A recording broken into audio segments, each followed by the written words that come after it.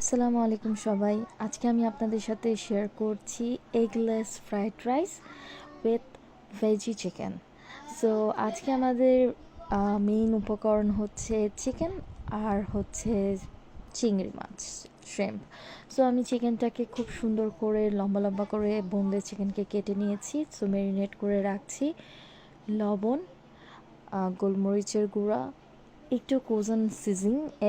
এটা হচ্ছে আপনার, এটা আমাদের পাস্তাতে ইউজুয়ালি ইউজ হয়, এটা আমি জাস্ট ইউজ করছি।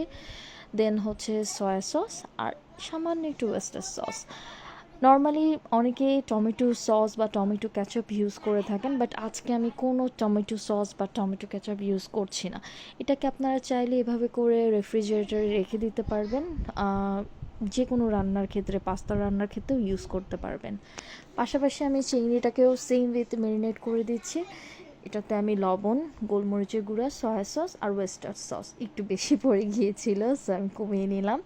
সো ভালো করে মাখিয়ে আমি 20 মিনিটের মতন ম্যারিনেট করে রেখে দিচ্ছি। আজকে আমাদের রাঁধুনি হচ্ছে আমার দুই কন্যা, আনায়া অ্যান্ড আজভিনা। সো আজভিনা রান্না করতে যাচ্ছে চিকেন, তার ফেভারেট, আর আনায়া রান্না করবে তার ফ্রাইড রাইস।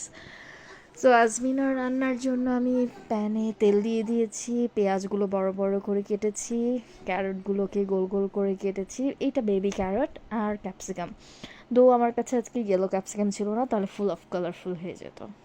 সো পেঁয়াজটাকে আমরা ভালো করে সটে করে নিচ্ছি। দেন একটু লবণ দিয়ে দিব সাথে।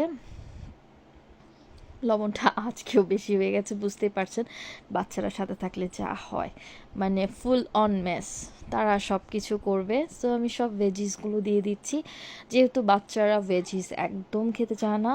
সো এই কারণে আমি চিকেনের পরিমাণটা কম রেখে ভেজিসের পরিমাণটা বেশি রেখেছি।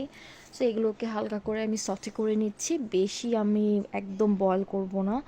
দেন আমি ম্যারিনেট করা চিকেনগুলো দিয়ে দিচ্ছি। ম্যাডাম তো সেই মজা করে নাড়ানাড়ি করতেছে, কতগুলো যে ফেলতেছে, আমাকে উঠে উঠে ঠিক করতে হচ্ছে।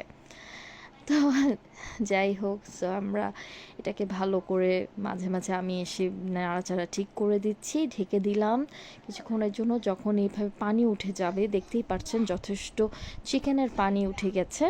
সো এই অবস্থায় আমি একটু আদা বাটা, একটু রসুন বাটা, দেন হচ্ছে গোলমরিচের গুঁড়া দিয়েছি, লবণ তো আমরা আগেই ইউজ করেছি, আর গরম মশলা গুঁড়া দিয়েছি। আমি এখানে কোনো আস্ত গরম মশলা ইউজ করছি না, পেস্ট ইউজ করছি। আর হচ্ছে ধনিয়া গুঁড়ো দিয়েছি। আমি এখানে কিন্তু কোনো জিরা গুঁড়া অ্যাড করছি না, বা চিলি পাউডারও অ্যাড করছি না। এটা টোটালি স্পাইসলেস, যেহেতু এটা আমার প্রিন্সেসদের খাবার। সো আমি এখানে নর্মালি এই জিনিসটাকে মোটামুটি ভালো করে নাড়াচাড়া করে, দেখতেই পাচ্ছেন যথেষ্ট পানি উঠেছে, এই পানিটাকে শুকাতে হবে। এই ফাঁকে আমার বড় ম্যাডাম রেডি তার ফ্রাইড রাইসের জন্য উইদাউট এগ।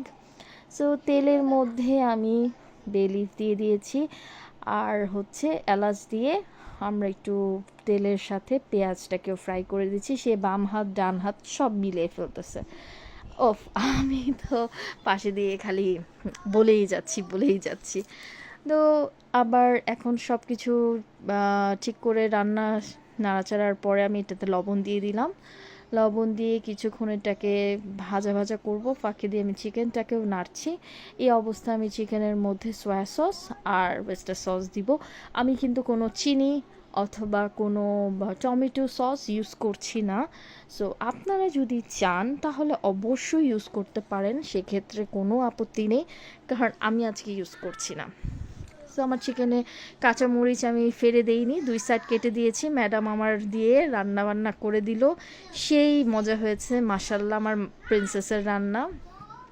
সো অলমোস্ট আলহামদুলিল্লাহ, দেখতেই পাচ্ছেন চিকেনটা হয়ে গেছে। ফার্মের চিকেন আসলে হতে বেশি টাইম লাগে না, আর এই ধরনের চাইনিজ চিকেনগুলো ইউজুয়ালি হাই ফ্লেমে অনেক খুব সুইফটলি সব কিছু করা হয়, যেহেতু চিকেনটা অনেকক্ষণ ম্যারিনেটেড থাকে।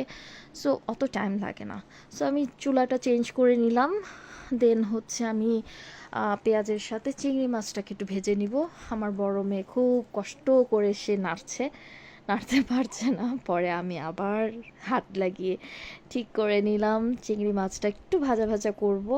আজকের ভিডিওটা খুব লেন্দি প্রসেসিং, বাট কি করব, বাচ্চা বলে কথা।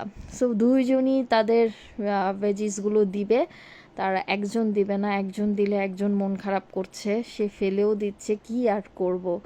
এখন আরেকজন ছোটজন মন খারাপ করে চলে গেছে, তাকে বলছি সমস্যা নাই। যাই হোক, ওদের তো ফাইটিং চলবে, রান্নাও আমার করতেই হবে। সো আমি নিয়ে নিলাম পুরোটা নিজের হাতে। দেন লবণ দিয়ে এই ভেজিসগুলো, ক্যারটসগুলো, ক্যাপসিকামগুলোকে চিংড়ির সাথে ভালো করে ফ্রাই করে নিচ্ছি। দেন গোলমরিচের গুঁড়া, আদা বাটা, এখানে কিন্তু রসুন বাটা দিইনি, আদা বাটাটার পরিমাণটা বেশি দিয়েছি। আর হচ্ছে গিয়ে আপনার লবণ দিয়ে ভালো করে এটাকে নাড়াচাড়া করে নিব যতক্ষণ না এটা ভালো করে একটা মানে 80%-এর মতন হয়ে যায়। দেন একটু ওয়েস্টার সস আর হচ্ছে সয়া সস দিব। আমি এখানে ডার্ক সয়া সসটা ইউজ করেছি, দ্যাটস ওয়াই আমি সয়া সসের পরিমাণটা খুবই অল্প দিয়েছি। আর আপনারা লাইট সয়া সস ইউজ করলে সেই ওয়াইজে সয়া সসটা দিবেন। দেন আমি এই ভাজা চিংড়িটাকে আলাদা করে উঠিয়ে রাখছি।